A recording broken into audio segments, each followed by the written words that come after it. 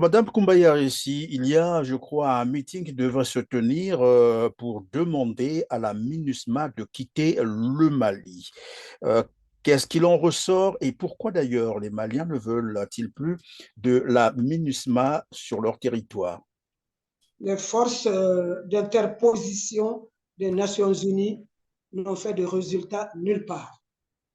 Depuis 1975, au Liban, le Liban est un pays disloqué. Le peuple est à la dérive. La MONUSCO, qui est là-bas depuis plus de 20 ans, je crois, s'est fait chasser Là, récemment par vous parlez de la RDC. de la RDC, par les Congolais, qui en ont eu ras-le-bol parce que rien ne s'arrange. Ils tombent comme des mouches. Ils ne vivent plus. En Centrafrique, je crois qu'ils sont partis aussi. Ils se feront virer de partout. Et chez nous, c'est quand même assez spécial parce que l'amunissement, c'est le fruit de l'imagination de la France. C'est la France qui a fait appel à l'amunissement. À mon avis, l'amunissement n'a rien à voir avec l'accord d'Alger qu'on veut nous voir appliquer. Parce que l'amunissement est là depuis 2013, sous Hollande.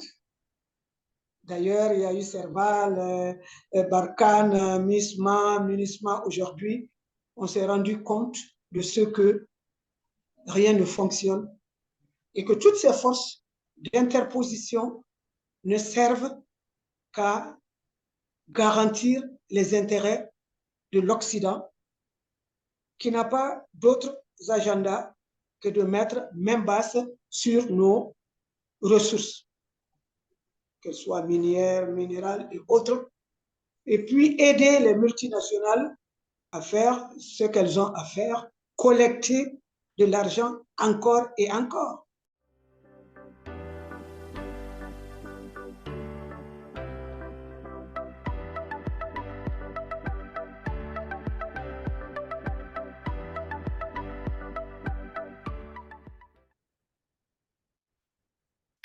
Mesdames, Messieurs, bonjour. Merci d'avoir encore choisi Telar TV. Aujourd'hui, cap sur le Mali pour un tour d'actualité avec Madame Koumba Yaressi, membre du Rassemblement patriotique M5 RFP.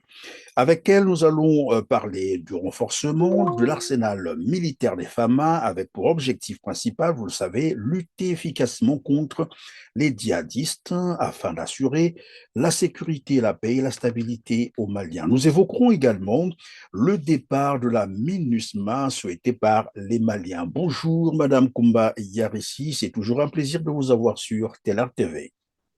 Christian, le plaisir il est partagé. Je dis bonjour à David à Paris. Bonjour à tout le monde. En tout cas, merci d'être avec nous. Des civils et 3 soldats tués dans l'explosion de voitures piégées samedi 22 avril dernier dans la zone de l'aéroport Sévaré. Quelle lecture peut-on faire aujourd'hui, sinon à ce jour, de la situation sécuritaire au Mali? Merci, M. Christian. Le mois d'avril, nous le redoutons depuis fort longtemps, chaque année, parce que en avril, nous sommes à quelques encablures du renouvellement du mandat de la municipalité. Nous avons constaté depuis pas mal de temps qu'à l'approche de ce délai-là, de ces délais, la situation s'emballe. La situation s'emballe et il y a des tentatives un peu partout. Naturellement, des fois, se solde par des décès, par des morts, par des déflagrations, par des destructions d'infrastructures, de maisons, etc. Ce qui s'est passé à Sévaré est quand même assez novatrice, en ce qu'ils se sont attaqués au camp de gendarmerie, au camp des gardes et à l'aéroport, la partie de l'aéroport où sont stockées les armes des FAMA. Parce que Sévaré, c'est le point névralgique au Mali. Parce que sous Modibo Keïta, sous Moussa Traoré, c'est la base de Sévaré que les terroristes, c'est depuis la base de Sévaré. Donc il y a des avions volés de Sévaré pour aller contenir les assauts des rebelles. Ça ne date pas d'aujourd'hui. Donc Sévaré, c'est le point névralgique d'ailleurs. Quand on voyait Serval, c'était non loin de Sévaré, à Konna. C'est là-bas que tout est, c'est de là-bas que tout est. Et donc, ce qui est curieux cette fois qu'on a éventré, on a éventré la citerne pour y mettre tout ce que vous pouvez imaginer. Si le camion avait sauté, pouvait emporter, pouvait effacer ces du Mali. Alors, Madame Koumba Yaressi, pardon, vous êtes en train de nous dire, parce que vous parlez d'un point névralgique, vous êtes en train de nous dire que ce mode opératoire, vous ne l'avez jamais observé au Mali? C'est pour une première Non. fois? Un camion quand même, il y avait des pick-up qu'on remplissait de mauvaises choses, je peux l'appeler comme ça. Mais un camion cité, c'est tout de même la première fois. Et le camp de l'investissement se trouve également à Sévaré, mais ça ne faisait pas la cible des terroristes. Parce que Et donc Madame Koumba ici pour vous, euh, les enquêtes se dirigeraient vers cette mission onusienne ou bien peut-être d'autres groupes aussi auraient fait apparition au Mali, pourquoi pas, c'est possible. Ou alors vous pensez à un coup d'État probablement qui a échoué, où on a peut-être voulu s'emparer de ces armes pour, ben voilà, après continuer l'opération. non, coup d'État, non, parce que Sévaré, c'est quand même Bamako. C'est à plus de 600, c'est à au moins 600 km de Bamako. Si on veut faire un coup d'État, j'imagine qu'on ne va pas s'en prendre aux pauvres gens de Sévaré. On viendrait à Bamako, non. Cette hypothèse-là, moi, je la balaie du revers de main. Par contre, vous avez parlé d'enquête, je ne sais pas, je ne suis pas dans les secrets des dieux, mais nous nous interrogeons comment ceci a pu se faire sans soutien. Des endroits très bien ciblés et ce qu'on a utilisé, ce sont des choses qu'on n'avait jamais vues.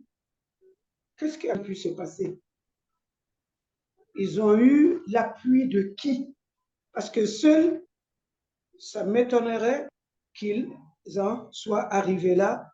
Mais heureusement pour le Mali, l'assaut a été contenu et ce que les terroristes, les djihadistes recherchaient, ils ne l'ont pas eu. Parce qu'il y en a sur lesquels on a mis la main. Donc, ils pourront aider les enquêteurs à démêler le vrai du faux. Alors, mais pour vous, Madame Koumbayari, à quoi vous pensez? Pourquoi on a voulu poser cet acte? Ben, il faut détruire les armes que nous acquérons. Parce que les armes qui doivent servir pour le nord et le centre sont entreposées forcément à Sévaré, à l'aéroport. L'avion, les drones et tout le reste, c'est de l'aéroport que ça vole. Donc, si on veut, s'ils veulent aller vite, ils vont détruire les armes et je ne sais pas par quel extraordinaire ils auraient procédé pour continuer leur manœuvre. Alors évidemment, puisque nous parlons déjà des armes, de plus en plus le Mali se dote d'un arsenal militaire, je l'ai annoncé d'entrée de jeu. La dernière réception du matériel militaire a eu lieu jeudi 27 avril dernier. Du matériel chinois cette fois-ci. Est-ce encore un don ou c'est du matériel acheté avec les fonds propres du Mali? peu importe, Monsieur Christian, que ce soit acheté ou donné, qui veut la paix prépare la guerre. Nos soldats étaient déguenillés et finalement, ils ont dit le Mali est un pays failli, le Mali n'a pas d'armée. Tous nos morts ont commencé à partir de ce moment-là et surtout avec l'assassinat de Kadhafi et la destruction de la Libye, qui est une digue. C'est une digue. La Libye, comme l'avait prédit Kadhafi, après la destruction de la Libye, les djihadistes, les rebelles ont envahi le Sahel tout entier. Et dans le domaine de la migration, on sait très bien ce qui se passe en Europe. L'Union européenne est obligée d'acheter, de se protéger, de se prémunir contre les migrants en donnant de l'argent au président turc, à Erdogan. Qu'on s'arme, on doit s'armer, se réarmer et toujours se réarmer parce que nous voulons récupérer notre territoire et passer à autre chose.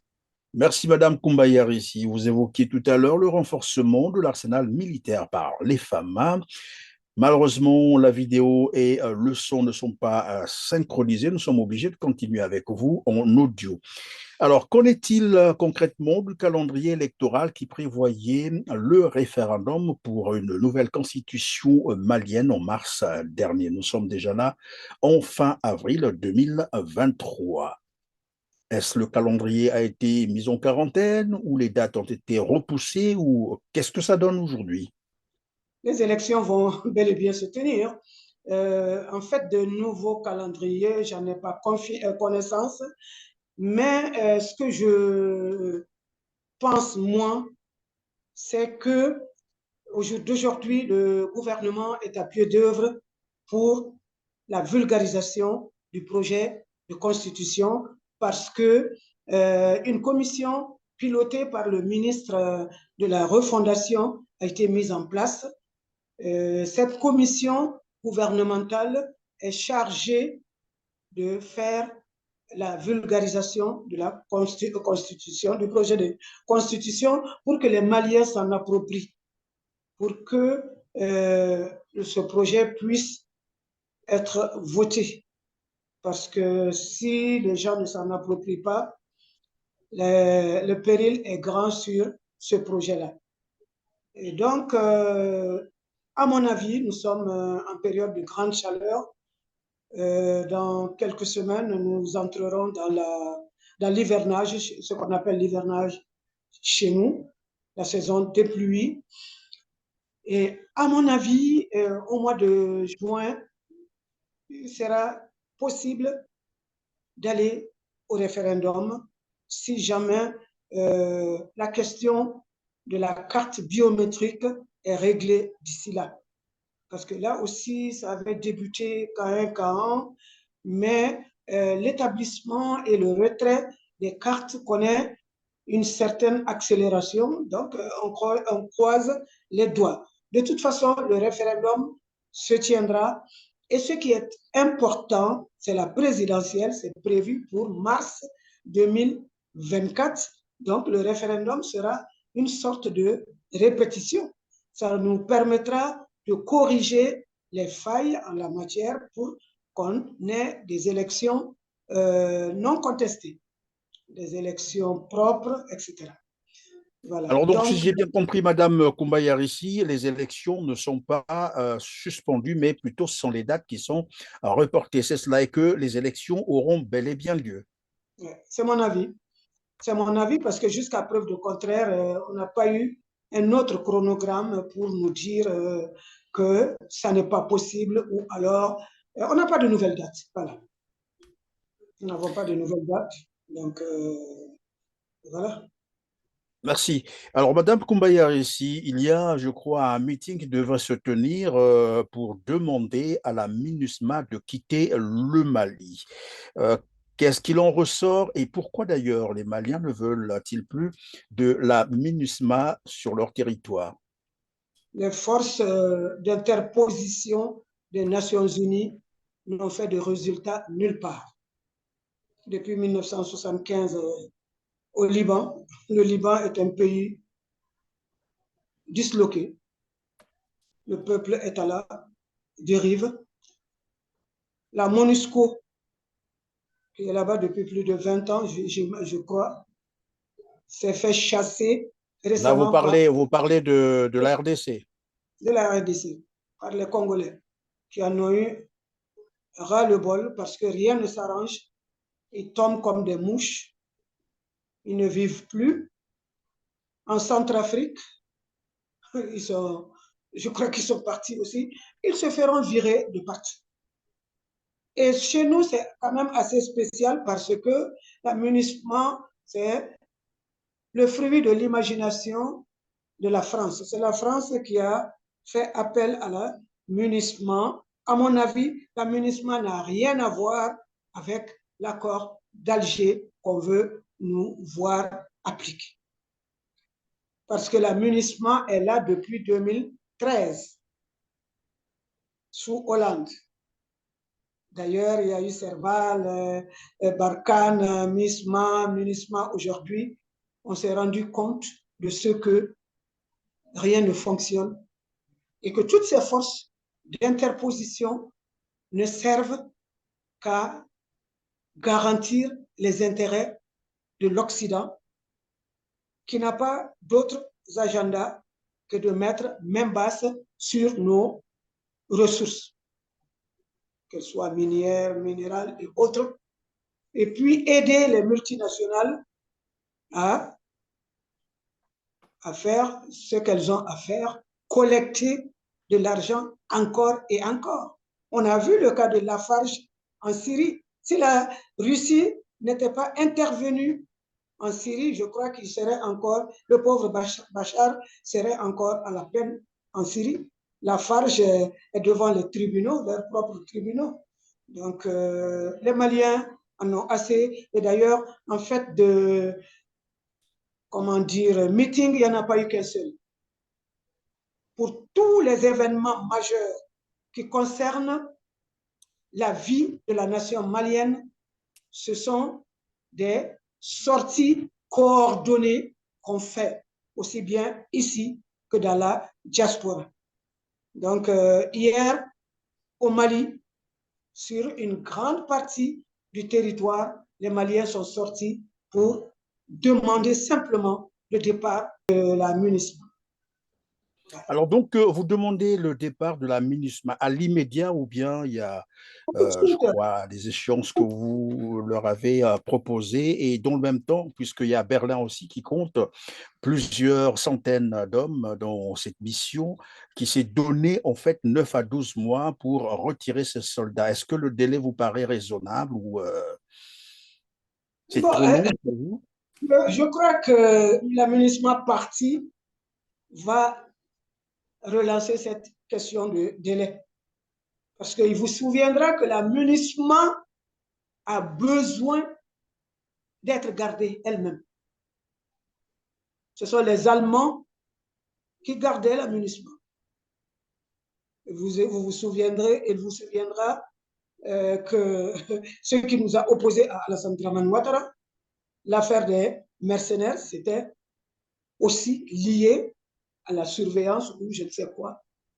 C'est quand même curieux, une force d'interposition qui a besoin d'être gardée. Et qui va garder la MINUSMA aujourd'hui? Les soldats maliens? Non. Donc la C'est la MINUSMA question que partie, l'on, c'est la oui, la question que va. MINUSMA partie, tout le monde sera obligé de revoir les délais. Et ça, c'est au mois de juin.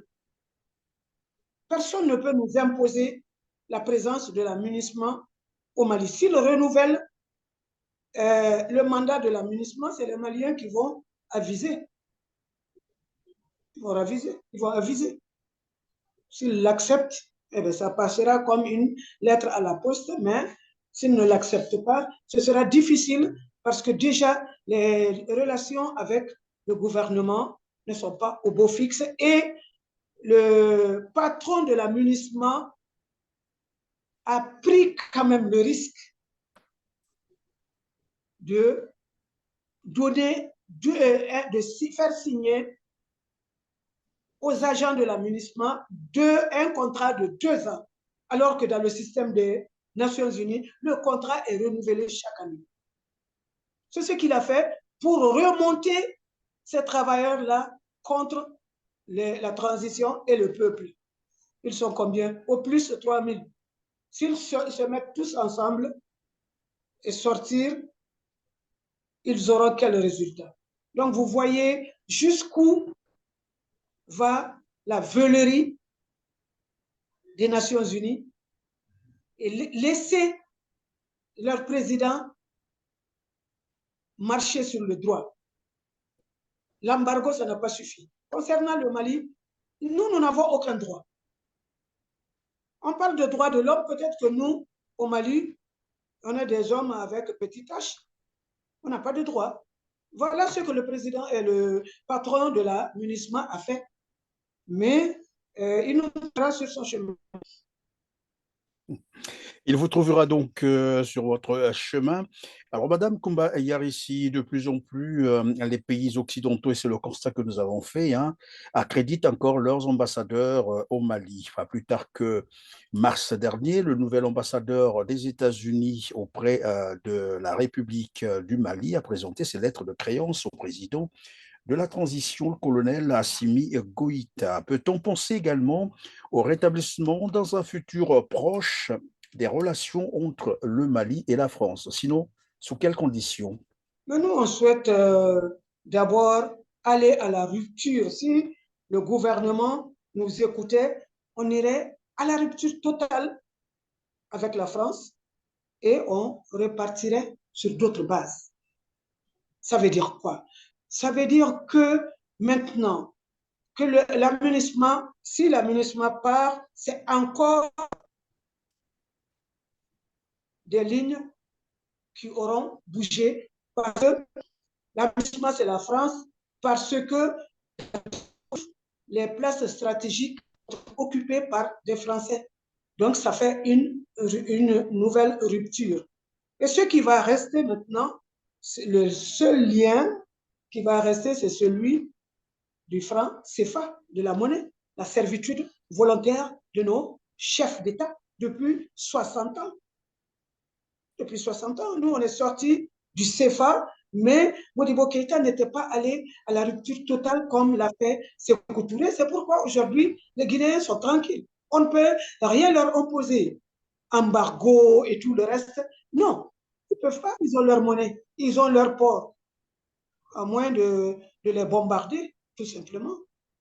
Donc, rebondir par rapport à la France, je ne vois pas la situation se normaliser parce que la France n'a jamais été capable de se remettre en cause. La France n'a jamais pu avoir de relations, de saines relations, ni avec ses nègres, comment dire, des Antilles aujourd'hui les Anjouanais, encore moins des nègres des territoires d'outre-mer.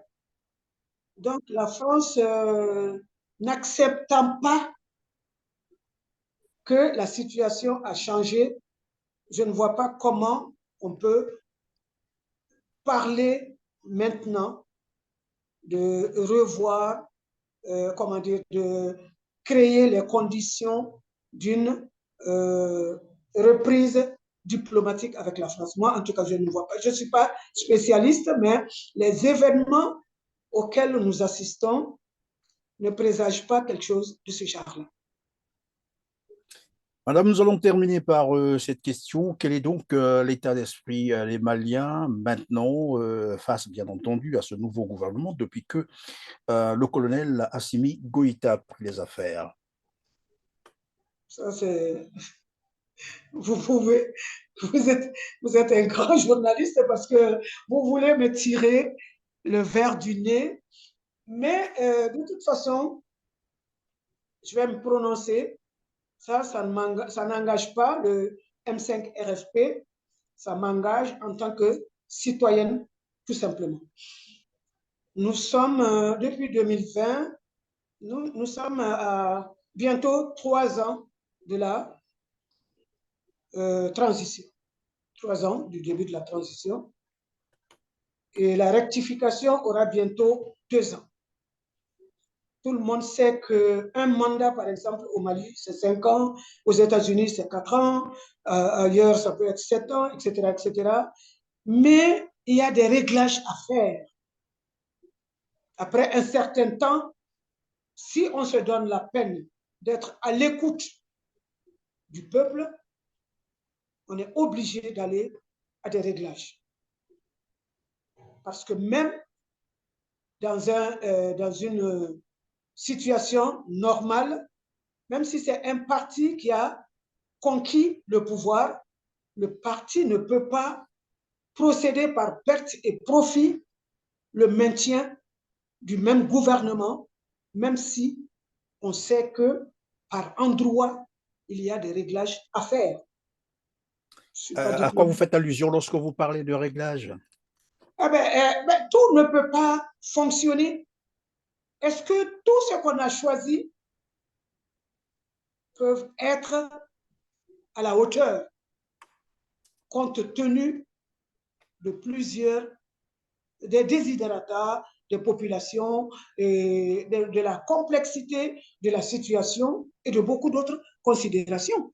Donc, moi, je me dis que depuis que j'ai vu les gouvernements, je n'ai jamais vu le même gouvernement commencer et terminer une situation difficile.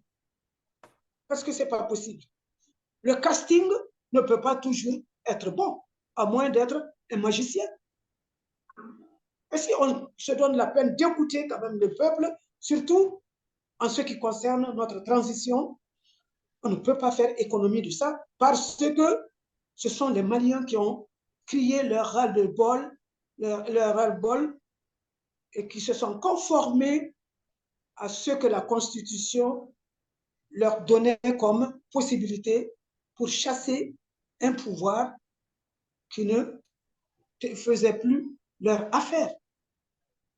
Est-ce que c'est le cas maintenant? On est obligé, il y a des audits en cours, il y a des situations, la situation, avant qu'elle ne soit délétère, moi je crois qu'on a tout à gagner à revoir vraiment.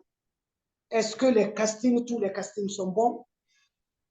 Pas seulement au sein du gouvernement, dans l'administration, dans d'autres organes de la transition, n'ayons pas peur de le dire. Parce qu'après tout, la transition, c'est pas une occasion souhaitée, ça vient toujours après des difficultés, mais c'est le moment privilégié où on peut faire des choses que des hommes politiques ne peuvent pas faire parce qu'eux se soucient de leur réélection, de la bonne santé politique de leur parti, etc., de leurs relations avec les électeurs. Mais en période de transition, on a un cahier de charges et on agit en fonction de ce que le peuple demande, surtout dans le cas du Mali. Je crois qu'on nous doit ça. Voilà, c'est la fin de cette émission. Merci, Madame Koumbayar, ici, d'avoir répondu à nos questions. Je rappelle que vous êtes membre du Rassemblement patriotique M5 RFP. Merci d'avoir été disponible pour nous. Mesdames, Messieurs, merci de nous avoir encore consacré votre temps si précieux à nous suivre. Vous constaterez que je n'ai pas oublié. Notre prière, c'est de vous inviter à cliquer sur le petit pouce levé en bas de cette vidéo, de partager massivement cette émission pour nous aider à booster les algorithmes du YouTube et de Facebook, aussi nous permettre d'atteindre un plus grand nombre de téléspectateurs. Nous souhaiterons également vous lire en commentaire. Cela fait du bien. On se dit donc au revoir et à très bientôt. Merci.